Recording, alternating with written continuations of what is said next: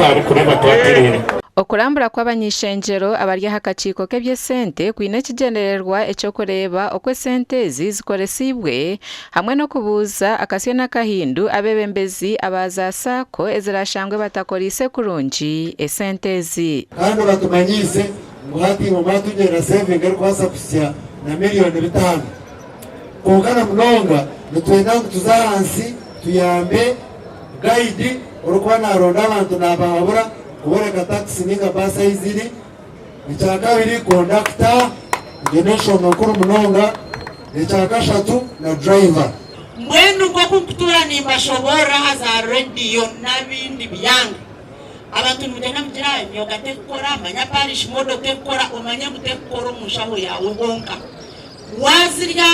nogendera namwe ni group sezazirire abantu bajyango kigendererwa cyabo no kukoratereza esente ezi gavumenti eruko abantu kwetungura okureba ngo uzakora umurimo gwazo bitu kutari kuzishisha okubanti tufayo nnyo okugenda okulaba nti ddala sente zibaweebwa muzikozesa ebyo bye mulina okuzikolamu kubanga the end of the day ffenna twetaaga Uganda etambula tubeera mu akakiiko akaitu